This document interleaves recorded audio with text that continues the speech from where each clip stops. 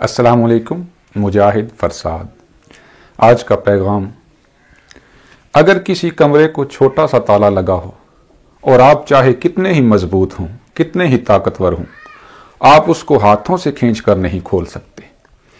لیکن اگر کسی کمرے کو بڑا تالا لگا ہو اور ہم کسی چھوٹے بچے کو درست چابی دے کر کہیں کہ اس کو کھولو، تو وہ آسانی سے کھول لے گا۔ بوجھ آپ کو نہیں توڑتا، بلکہ بوجھ اٹھانے کا غلط طریقہ آپ کو توڑتا ہے۔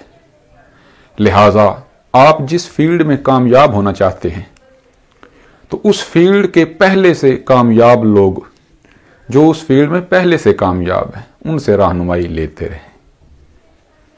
آج ہم مثنوی کے بارے میں پڑھیں گے۔ مثنوی کس لفظ سے ماخوذ ہے؟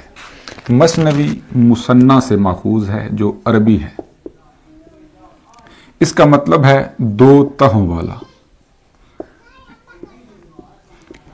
اصطلاح میں مثنوی سے مراد وہ صنف شاعری ہے جس میں ہر شعر الگ قافیہ رکھتا ہے اور دونوں مصرے ہم قافیہ یا ہم قافیہ و ہم ردیف ہوتے ہیں۔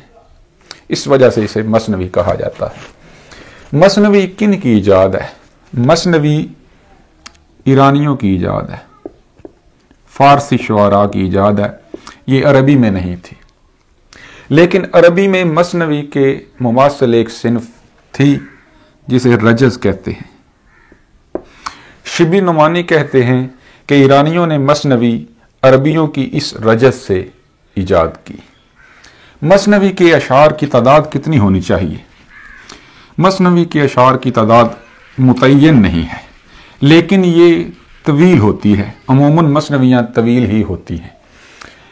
شاہ نامہ کے اشعار کی تعداد 60,000 ہے، یعنی جو فردوسی کا شاہ نامہ ہے اس کے شعروں کی تعداد 60,000 ہے، تو یہ طویل صنف شاعری ہے۔ بحریں: اردو مثنوی میں کل 7 بحریں متعین ہیں، یعنی ان 7 بحروں کے علاوہ مثنوی نہیں کہی جا سکتی۔ جس طرح رباعی کے لیے 24 اوزان ہیں، اس طرح مثنوی کے لیے 7 بحریں ہیں۔ لیکن اردو کے ایک ایسے بھی شاعر ہیں جنہوں نے 11 بحریں استعمال کی ہیں، اور وہ سعادت یارہاں رنگین ہیں۔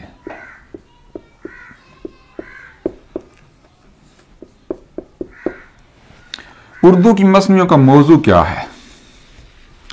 اردو کی زیادہ مثنویاں عشقیہ موضوع رکھتی ہیں، البتہ فارسی مثنویوں میں اخلاق و تصوف اور جنگ و جدل یہ بھی شامل ہیں۔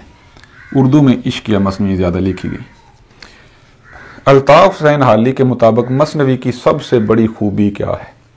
مثنوی کی سب سے بڑی خوبی یہ ہے کہ اس میں مسلسل مضامین آسانی سے بیان کیے جا سکتے ہیں، کیونکہ اس میں ہر شعر میں قافیہ بدل جاتا ہے، اس لیے قافیے کی کوئی تنگی پیدا نہیں ہوتی۔ لیکن حالی ہی نے مثنوی کی ایک بڑی خامی بھی بیان کی ہے۔ جہاں حالی نے مثنوی کی بڑی خوبی بیان کی ہے، وہاں ہی ایک خامی بھی بیان کی ہے، اور وہ ہے مبالغہ۔ یعنی عام طور پر مثنوی میں داستان کی طرح بہت زیادہ مبالغہ کیا جاتا ہے۔ حالی چونکہ نیچرل شاعری کو پسند کرتے تھے، اس لیے پھر وہ مبالغے کو پسند نہیں کرتے تھے، لہذا اسے خامی قرار دیا۔ حالی ہی کے مطابق فارسی شاعری کو اگر عربی شاعری پر کسی صنف کی بنا پر ترجیح دی جا سکتی ہے تو وہ مثنوی ہے۔ یعنی حالی کا کہنا ہے کہ فارسی شاعری کو اگر ہم عربی شاعری پر ترجیح دیں تو وہ صرف ایک صنف کی بنیاد پر دے سکتے ہیں، اور وہ مثنوی ہے۔ یہ انٹرویو کے لیے اہم سوال ہے: میر حسن سے پہلے اور بعد میں اردو کا بڑا مثنوی نگار کون ہے؟ میر حسن کے بعد کا تو لوگوں کو معلوم ہے کہ پنڈت دیا شنکر نسیم، جنہوں نے گلزار نسیم لکھی، لیکن اس سے پہلے ایسے کون سے مثنوی نگار ہیں اردو میں جو مشہور ہیں؟ تو وہ میر تقی میر ہیں۔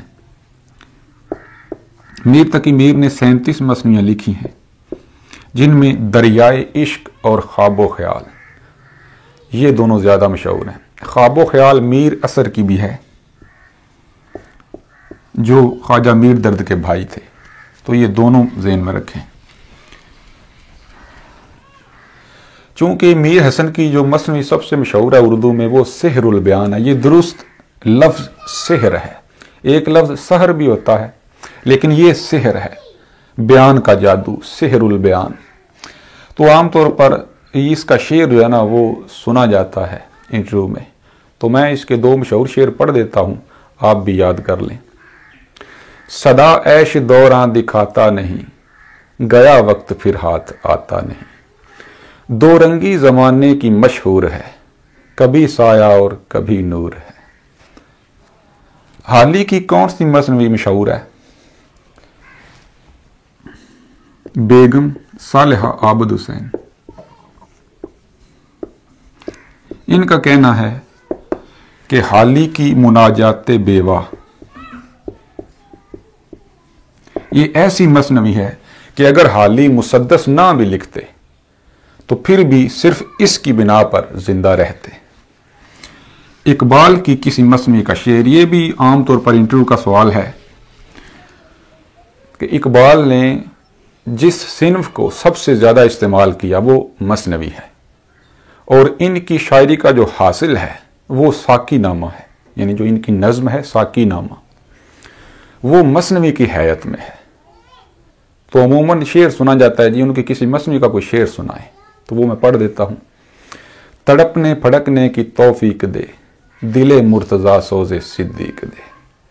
تو آج ہم نے مثنوی پر گفتگو کی، انشاءاللہ اگلے لیکچر میں آزاد نظم، نظم معرہ، سانٹ اور نثری نظم پر گفتگو کریں گے۔ بہت شکریہ۔